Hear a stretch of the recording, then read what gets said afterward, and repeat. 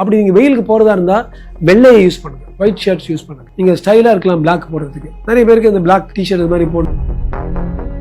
ஏசியில் ஒருத்தர் போய் வேலை பண்ணிட்டு வந்தாங்கன்னா அவங்களுக்கு ஒரு சன் ஸ்ட்ரோக்கோ ஒரு ஹீட் ஸ்ட்ரோக் வர்ற வாய்ப்பு ரொம்ப கம்மி. அதே போல நீங்க காலையில போய் ஒரு 2 மணி நேரம் நீங்க ஷட்டில் பேட்மிண்டன் ஆடுறீங்க, இல்லைன்னா ஜிம்முக்கு போய் எக்ஸசைஸ் பண்றீங்க, அப்போ நீர் போயிடும், உப்பு பாக்கியா இருக்குங்கிறத மறக்காம வச்சு. அது ஒண்ணு. இந்த சம்மர் சீசன்ல நாம பாக்குற ஒரு எமர்ஜென்சினா சின்ன சின்ன நமக்கு அறியாத சின்ன கிட்னி கற்கள் இருந்த பேஷண்ட்ஸ் கூட இந்த சம்மர் சீசன்ல அந்த கல் 2-3 மில்லிமீட்டர் இருந்தது 5-6 மில்லிமீட்டர் ஆகி கீழே கிட்னில இருந்து வர்ற குழாயில ஒரு அடைப்பு ஏற்படலாம். ஒரு விஷயமா ஒருத்தர் ஒரு ஆபீஸ்க்கு போறாரு, இன்னொரு இடத்துக்கு போறாரு, கொஞ்சம் வெயில நடக்கிறது, அவருக்கு தெரியாம உடல் வெப்பநிலை அதிகரித்தல், இதனால பிரெயின்ல பிரச்சனைகள் வரலாம், கிட்னில பிரச்சனை வரலாம், ஏன் மரணம் கூட வரலாம். குறிப்பா லைம் ஜூஸ்ல கொஞ்சம் உப்பு போட்டு கொஞ்சம் சர்க்கரை போட்டு அது ஆல்மோஸ்ட் ஒரு நம்ம வியர்வையோட என்னெல்லாம் எப்படி நம்ம உப்பு இழக்கிறோமோ ஒரு சிறிய அளவுக்கு சர்க்கரை இழக்கிறோமோ அதுக்கு காம்பன்சேட் சமமாக்குறதுக்கு லைம் ஜூஸ்ல கொஞ்சம் உப்பும் சர்க்கரையும் போட்டு குடிச்சா சரியாகும். நிறைய பேர் சொல்றாங்க, சார் தண்ணிக்கு பதிலா நான் காஃபியை குடிச்சேன். ஞாபகம் வச்சுக்கங்க, நீங்க காஃபி எல்லாம் குடிக்கும் போது அல்லது ஆல்கஹால், நீர்னா வாட்டரிங் ஹோல்னு சொல்லி ஒருத்தர் பப்புக்கு போறது, அங்க போனீங்கன்னா அந்த எடுக்கிற ஆல்கஹால், தமிழ்நாடுல யாராவது சன்ஸ்கிரீன் பயன்படுத்துறீங்கன்னா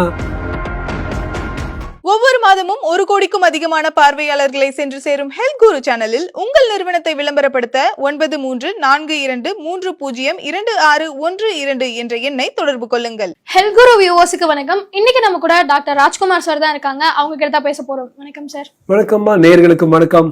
எப்படி சார் இருக்கீங்க? நல்லா இருக்கேன். எல்லாருக்கும் என்னுடைய வாழ்த்துக்கள். சார், ஆக்சுவலி சம்மர் ஸ்டார்ட் ஆயிடுச்சு. எப்பவுமே ஏப்ரல்ல தான் வெயில் அதிகமாகும், ஆனா இப்போ மார்ச்லயே வெயில் அதிகமாயிடுச்சு.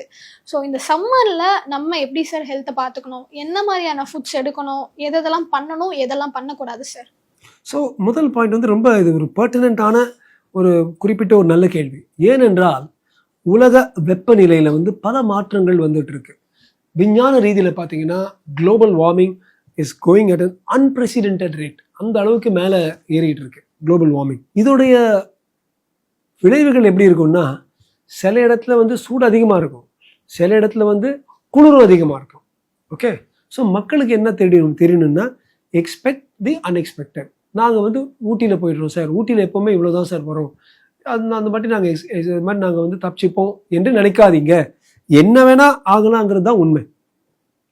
ரெண்டாவது பாயிண்ட் சம்மர் நம்ம யோசிக்க பார்க்கும்போது நமது உடல் ஒரு உப்பளம்ங்கிறத நம்ம மனசுல வச்சுக்கணும். அதுல ரசாயன பொருட்கள் இருக்கு, நீர்த்தன்மையும் இருக்கு.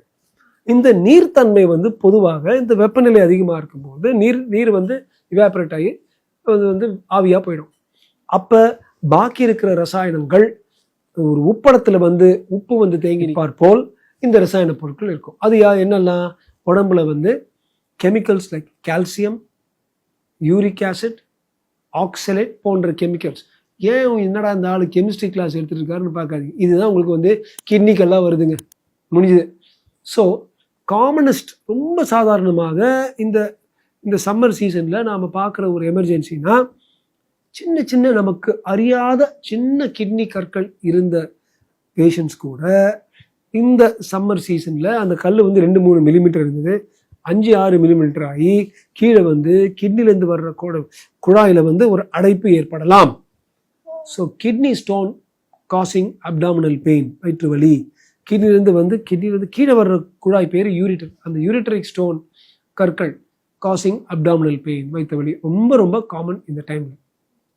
ஸோ நாங்கள் எல்லார்கிட்டையும் சொல்லுவோம், அந்த தன்மை இந்த உப்பளம் ஆகி கற்கள் உண்டாகிற தன்மை உள்ள எல்லா நோயாளிகளுக்கும் எல்லா டாக்டர்ஸ் என்ன சொல்லுவோம், நிறைய தண்ணி குடிங்க, அது இவாபரேட் ஆக அலோவ் பண்ணாதீங்க. அதே போல் நீங்கள் காலையில் போய் ஒரு 2 மணி நேரம் நீங்கள் ஷட்டில் பேட்மிண்டன் ஆடுறீங்க, இல்லைன்னா ஜிம்முக்கு போய் எக்ஸசைஸ் பண்ணுறீங்க, அப்போ நீர் போயிடும், உப்பு பாக்கியாக இருக்குங்கிறத மறக்காமல் வச்சுக்கோங்க. ஸோ அது ஒன்று. ரெண்டாவது ஹீட் ஸ்ட்ரோக்குன்னு இருக்குது. அதாவது நமக்கே தெரியாமல் ஒரு விஷயமா ஒருத்தர் ஒரு ஆஃபீஸ்க்கு போகிறாரு, இன்னொரு இடத்துக்கு போகிறாரு, கொஞ்சம் வெயிலில் நடக்கிறது, அவருக்கு தெரியாமல் உடல் வெப்பநிலை அதிகரித்தல், இதனால பிரெயின்ல பிரச்சனைகள் வரலாம், கிட்னில பிரச்சனை வரலாம், ஏன் மரணம் கூட வரலாம்.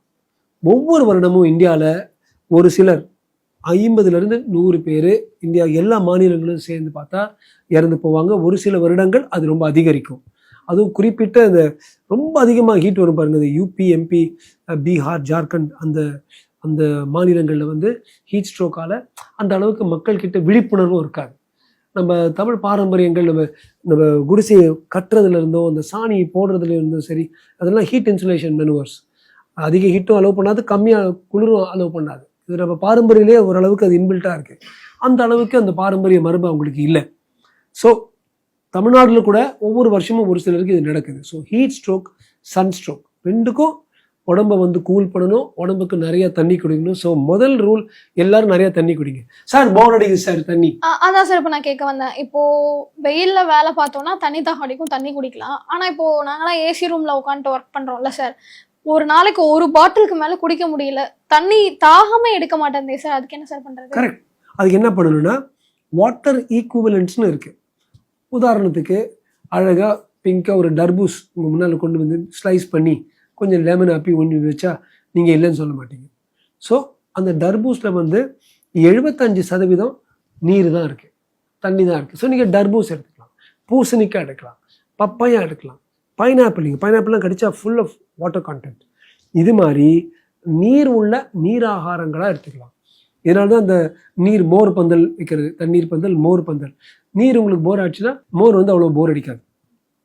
ஸோ மோர், இந்த லைம் ஜூஸ், குறிப்பாக லைம் ஜூஸில் வந்து கொஞ்சம் உப்பு போட்டு கொஞ்சம் சர்க்கரை போட்டால் அது ஆல்மோஸ்ட் ஒரு நம்ம வியர்வையோட என்னெல்லாம் எப்படி நம்ம உப்பு இழக்கிறோமோ, ஒரு சிறிய அளவுக்கு சர்க்கரை இழக்கிறோமோ, அதுக்கு வந்து காம்பன்சேட் சமமாக்குறதுக்கு இந்த லைம் ஜூஸில் கொஞ்சம் உப்பும் சர்க்கரையும் போட்டு குடித்தா சரியாகும்.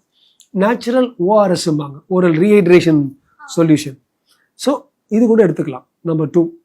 நம்பர் 3, இந்த நீராகாரம் தவிர நம்ம சாப்பிட்ற விஷயங்கள் கூட கொஞ்சம் உடம்புக்கு கொஞ்சம் கூலிங் விஷயங்களுமா இருக்கலாம். ஃபார் எக்ஸாம்பிள், பனை மரத்துலேருந்து வர்ற நுங்கு, இளநீர், இது போன்ற விஷயங்களுக்கு வந்து 2-3 விஷயம். ஒன்றில் நுங்கில் கூட நிறைய நீர் இருக்குது, இளநீரில் இருக்குது.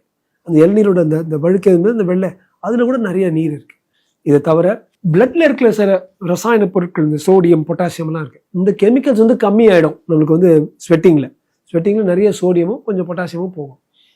இந்த சோடியம் பொட்டாசியம் வந்து நுங்கில் ஜாஸ்தி இருக்குது, இளநீரில் கூட பொட்டாசியம் ஜாஸ்தியாக இருக்குது, சோடியம் கொஞ்சம் கம்மியாக இருக்குது.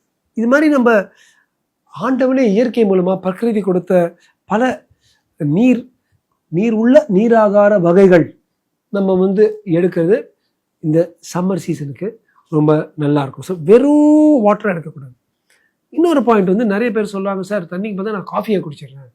ஞாபகம் வச்சுக்கங்க, நீங்கள் காஃபியெல்லாம் குடிக்கும்போது அல்லது ஆல்கஹால், நீர்னா வந்து வாட்டரிங் ஹோல்னு சொல்லி ஒருத்தர் பப்புக்கு போகிறது, அங்கே போனீங்கன்னா அந்த எடுக்கிற ஆல்கஹால் மதுபானங்கள் அத்தனையும் உங்கள் உடம்புல இருக்கிற நீரை வெளியேற்றும். நீங்கள் 100 cc குடிக்கலாம், 200 cc வெளியில் வந்து உடனே சிறுநீராக வரும். ஸோ நீங்கள் கூட்டி கழித்து பார்த்தா மதுபானம் அருந்துபவர்கள் எப்போவுமே ஓரளவுக்கு நீர்த்தன்மையில் கம்மியாக இருப்பாங்க, டீஹைட்ரேஷனோடு இருப்பாங்க, தவிர ஜாஸ்தி நீர் இருக்க மாட்டாங்க. So coffee no. அதாவது நீங்கள் காஃபி, இப்போ எனக்கு தான் காஃபி பிடிக்கும், அப்பப்போ காஃபி குடிப்பேன். ஆனால் நான் நீராகாரம் இதில் காஃபியில் எடுத்துக்கிறேன் எனக்கு போதும்னு சொல்லக்கூடாது, நீராகாரம் பக்கத்தில் இருக்கிற பாரில் போய் எடுத்துக்கிறேன் சொல்லக்கூடாது. டெஃபினட்டாக இது ரெண்டுமே உங்கள் உடம்புக்கு, உங்களுடைய நீர் பகுதிக்கு எதிராக இயங்குமே தவிர அதற்கு சாதகமாக இயங்காதுங்கிறது ஒரு முக்கியமான ஊர்ஜிதப்படுத்திய விஞ்ஞான உண்மை. எல்லாருக்கும் சொல்லுங்க சார். இப்போ நிறைய பேர் சம்மர் ஸ்டார்ட் ஆகிட்டனால ஏசி போட்டு ஏசியில் இருப்பாங்க. நான் இப்போ கூலிங்காக இருக்கேன், அதனால எனக்கு எந்த பிரச்சனையும் வராது, ஹீட் ஸ்ட்ரோக் மாதிரி எல்லாம் சொன்னீங்கல்ல சார், அந்த மாதிரி இஷ்யூஸ்லாம் வராது அப்படின்னு சொல்கிறாங்கல்ல சார். ஏசிலே ரொம்ப நேரம் இருக்கிறது ஹெல்த்துக்கு ஓகேவா இருக்குமா சார்? அதனால ஏதாவது ப்ராப்ளம் வருமா சார்? Good question. அதாவது என்ன பண்ணுது, ஒருத்தருக்கு இருக்கிற வியாதி மறக்காம எல்லாருக்கும் கொடுத்துட்டு வர்றதுக்கு வாய்ப்பு இருக்கு ஏசினால. பட் முதல் பகுதி நீங்க சொன்னது உண்மைதான். ஏசியில் ஒருத்தர் போய் வேலை பண்ணிட்டு வந்தாங்கன்னா அவங்களுக்கு ஒரு சன் ஸ்ட்ரோக்கோ ஒரு ஹீட் ஸ்ட்ரோக் வர்ற வாய்ப்பு ரொம்ப கம்மி. ஆனால் நான் கேட்குறேன் உங்களை சிஸ்டர், ஊர் உலகத்தில் இருக்கிற எல்லாருமே ஏசியில் போட்டு அடித்து முடிச்சிருமா? அவ்வளோ ஈஸி இல்லை. It's not practical. இப்போ துபாயில் அது மாதிரி தான். இப்போ எல்லாரும் ஏசியில் தான் பாடுறது துபாயில். எவன் வெளியில் வரானோ சன் ஸ்ட்ரோக்கில் மாட்டுவான். இப்போ இந்த லேபரர், ஒர்க்கர்ஸ் அவங்க எல்லாம் சன் ஸ்ட்ரோக்கில் மாட்டுவாங்க, உள்ளே இருக்கிறவங்க தப்பிச்சுப்பாங்க. ஆனால் அது வந்து என்னை பொறுத்த வரைக்கும் ஒரு இருண்ட உலகம். ஏன்னா உலகத்தை இருப்பவர்களும் எல்லாரும் ரெண்டு சேர்ந்து ஹேவ் அண்ட் ஹேவ் நாட் 2 பேர் இருந்து அவங்க 2 பேர் நடுவில் ஒரு பெரிய பிளவு. தமிழ்நாடு டெஃபினட்டாக அது மாதிரி இல்லை. சமூக நீதியில் நம்பிக்கை இருக்கிறவங்களுக்கு நான் ஏசியில் இருப்பேன், அதனால நான் தப்பிச்சுப்பேன். அதனால இது வந்து அவ்வளோ ஒரு முக்கியமான டாபிக் நம்ம நினைக்கக்கூடாது. நம்ம சகோதர சகோதரிகள் ஏசி இல்லாமல் லட்சக்கணக்கான நம்ம சகோதர சகோதரிகள் டெய்லி வேலை பண்ணிட்டு இருக்காங்க. ஸோ அவங்களுக்கெல்லாம் போக வேண்டிய அட்வைஸ், வாட்ச் அவுட். அப்படி நீங்கள் வெயிலுக்கு போகிறதா இருந்தால் வெள்ளையை யூஸ் பண்ணுங்கள், ஒயிட் ஷர்ட்ஸ் யூஸ் பண்ணுங்கள். நீங்கள் ஸ்டைலாக இருக்கலாம் பிளாக் போடுறதுக்கு. நிறைய பேருக்கு இந்த பிளாக் டிஷர்ட் இது மாதிரி போடணும், அழகாக இருக்கும், அதெல்லாம் ஓகே தான். ஆனால் எண்ணம் போல் வாழ்க்கைன்னு சொல்லிட்டு, ஆனால் சம்மரில் வெளியில் போகும்போது ஒயிட் ஷர்ட்டில் போட்டு போனால் தான் பெட்டர், வெரி இம்பார்ட்டன்ட். 2வது ஹேட் மாதிரி போட்டு போகலாம். அது நீங்கள் ஸ்டைலாக கேமரா கேப் மாதிரி போட்டிருந்தாலும் சரி, அல்லது இந்த கிரிக்கெட்டர்ஸ் போடுற ஹேட் மாதிரி இருந்தாலும் சரி. யாரும் எனக்கு பார்க்குறான், எனக்கு சொட்டையாக இருக்கா இல்லை பார்க்குறான், சொட்டைக்கு உள்ளே இருக்கிறவங்க மண்டை தான் முக்கியம். ஸோ நீங்கள் தாராளமாக எல்லோரும் ஹேட்டு போட்டு போகலாம். ரொம்ப ரொம்ப முக்கியம் டு ப்ரொடெக்ட். ஏன்னா இங்கே வந்து நிறைய ஹீட் ஆகலாம். ஸோ ஹேட்டு போட்டு போகிறது தப்பே இல்லை. அதே போல் ஃபுல் ஒயிட்ஸ் போட்டு போகிறது தப்பே இல்லை. ஏன்னா இந்த ஒயிட் ஷர்ட்டில் பட்டு உண்டாகிற ஹீட்டுக்கும் நம்ம தோலில் பட்டு உடம்புல உண்டாகிற வெப்பத்துக்கும் பல வித்தியாசங்கள் இருக்குது. சார் இப்போ நிறைய பேர் வந்து சன்ஸ்கிரீன் யூஸ் பண்ணுவாங்கல்ல சார், அது சில பேர் சொல்றாங்க சன்ஸ்கிரீன் யூஸ் பண்ணாதீங்க, அதனால கேன்சர் வரும், அது டைரக்டா ஸ்கின்ல அப்ளை பண்றது வந்து ப்ராப்ளம் அப்படின்ற மாதிரிலாம் சொல்றாங்கல்ல சார். சன் ப்ரொடெக்ஷனுக்காக தான் சன்ஸ்கிரீன் யூஸ் பண்றாங்க, அதை யூஸ் பண்ணலாமா? எவ்வளோ ஒருத்தர் இருக்கானுங்க, அவன் எந்த ஊர்ல எந்த கம்ப்யூட்டர் முன்னால உட்காந்துருக்கான்னு தெரியல. எந்த விஷயம் ஒரு நல்ல விஷயமானும் ஆனால் இதை யூஸ் பண்ணால் உங்களுக்கு கேன்சர் வரலாம்னு போட்டுருவானுங்க. ஒன்றுமே இல்லைங்க. நான் வந்து ஃபார் எக்ஸாம்பிள் சர்க்கரை யூஸ் பண்ண மாட்டேன். சர்க்கரைங்கிறது ரொம்ப உடம்புக்கு நல்லதே இல்லை. தேவையில்லாத ஹீட் வெப்பம் உண்டாக்கும், தேவையில்லாத வெயிட்டும் உண்டாக்கும். ஸோ நான் சுகர் ஃப்ரீ அந்த ஸ்டீவியா அது மாதிரி யூஸ் பண்ணுவேன். நீங்கள் கூகுள் பண்ணி பார்த்தா இதை யூஸ் பண்ணால் உங்களுக்கு கேன்சர் வரும். அதாவது 10,000 வருஷத்துக்கு 10,000 எலிகளுக்கு கொடுத்தா அந்த ஒரு எலிக்கு ஒரு கேன்சர் வரலாம். அதை பார்த்து பயந்து அதை வந்து எழுதி பதிவு பண்ணி எல்லாரும் அதை சாப்பிடாத அளவுக்கு பண்ணிட்டாங்க நம்ம ஆள். அப்படி பார்த்தா டிவிக்கு முன்னால் இருந்தால் கூட கேன்சர் வரும்னு சில டீட்டெயில்ஸ். யாரும் டிவி பார்க்காம இருக்கிறாங்களா? ஏன் ஒழுங்காக ப்ரூவ் ஆனது ஒரே ஒரு விஷயம்தான், மொபைல் ஃபோன் டைரெக்டாக அது மாதிரி யூஸ் பண்ணால் பிரெயினில் கேன்சர் வரலாம். அதையே இந்த பர்டிகுலர் ஆள் ஒருத்தர் போடுறானே எல்லாத்துக்கும் இதை போடணும், எல்லோரும் மொபைல் ஃபோனை பார்க்காம இருக்கணும். என்னமோ ஒரு சின்ன விஷயம் எடுத்து நம்ம ஆளுங்க நல்லா சுற்றுறாங்க. அது என்ன ஜோக்குன்னா தப்பான விஷயம் மட்டும் தான் நம்ம உள்ள உட்காரோம். அதான் சொல்லுவாங்களே சார், ஜென்ரலா பாசிட்டிவிட்டி போறதை விட நெகட்டிவிட்டி சீக்கிரம் போயிடும், அந்த மாதிரி தான் சார் இருக்கு. நான் எல்லார்கிட்டையும் நம்ம குட்டி சொல்ல வந்து நெகட்டிவிட்டி எல்லாம் தள்ளி வை பேபின்னு தான் எல்லார்கிட்டையும் சொல்லுவேன். அதுதான் உங்களுக்கு சரி மாப்பின்னு. ஸோ டெஃபினட்டாக சன்ஸ்க்ரீனுங்கிறது உபயோகிக்கணும். காலையில் 9 மணிலேருந்து சாயங்காலம் 4-5 மணி வரைக்கும் சன்ஸ்க்ரீன் உபயோகிக்கிறது உங்களுக்கு நல்லது தான். அது அல்ட்ரா வயலட் ஏ, அல்ட்ரா வயலட் பிங்கிற 2 வகையான கதிர்களை, சூரியன்லேருந்து உற்பத்தியாகி வர்ற கதிர்களை வந்து தடுக்கக்கூடிய சக்தி முக்காவாசி சன்ஸ்க்ரீன்ஸ்க்கு உண்டு. தமிழ்நாட்டில் யாராவது சன்ஸ்க்ரீன் பயன்படுத்துறீங்கன்னா குறைஞ்சபட்சம் 30 factor SPF sun protection factor இருக்கு. 30 குறைஞ்சபட்சம் 30 எஸ்பிஎஃப் யூஸ் பண்ணுங்க. முடிஞ்சா 50 எஸ்பிஎஃப் கூட யூஸ் பண்ணுங்க. ஸ்டைலாக ஃப்ரான்ஸ்லேயோ இங்கிலாண்ட்லேயோ வெளியில் போகிறவங்க இந்த 10 எஸ்பிஎஃப் 15 எஸ்பிஎஃப் போட்டு போகலாம். ஆனால் நாமெல்லாம் அப்படி இல்லை, 30லேருந்து 50 எஸ்பிஎஃப் தயவுசெய்து சன்ஸ்க்ரீன் யூஸ் பண்ணுங்க. முக்கியமான பாயிண்ட், முக்கால்வாசி சன்ஸ்க்ரீன் போடுறவங்களுக்கு வர்ற டேமேஜ் எதனால வருது? ஒரே ஒரு முக்கியமான விஷயம் அவங்க மனசில் வைக்காததுனால. 4 மணி நேரத்தில் அந்த சன்ஸ்க்ரீன் எஃபெக்ட் வேர் அவுட் ஆகிடும். 9 மணிக்கு போட்டால் திருப்பி 1 மணிக்கு அப்பணும். அது அப்பாவே நான் சன்ஸ்க்ரீன் போட்டேன் காலையில், அப்படி இருந்து நான் எனக்கு தோல் இது மாதிரி ஆயிடுச்சுன்னு சொன்னால் அதுக்கு காரணம் வந்து அந்த 4 மணி நேரத்துக்கு அப்புறம் யூஸ் அகெயின் அந்த இது பண்ணாதான். இப்போ இந்தியன் மேடு நிறையா நல்ல சன்ஸ்க்ரீன்ஸ் அவைலபிளாக இருக்குது. தயவுசெய்து எல்லாரும் அதை யூஸ் பண்ணுங்க. ஒரு நல்ல சன்ஸ்க்ரீன் இம்பாக்ட்னா மஞ்சள். அந்த காலத்தில் நம்ம ஆட்கள் வந்து பெண்களுக்கெல்லாம் மஞ்சள் அரைத்து பணிபுரிந்தாயான்னு கட்டுவோம்னு கேட்டது. அந்த மஞ்சளுக்கு அவ்வளோ இம்பாக்ட் இருக்குது. ஸோ அஃப்கோர்ஸ் எல்லாரும் ஃபுல்லாக மஞ்சள் போட்டு வந்தால் திருப்பாச்சியில் விஜய் வந்த மாதிரி இருக்கும், எல்லாம் கொஞ்சம் கஷ்டமாக இருக்கும். அதுக்கு வந்து நீங்கள் மஞ்சள் உள்ள சன்ஸ்க்ரீனை பயன்படுத்திங்க, அவ்வளவுதான். Okay sir.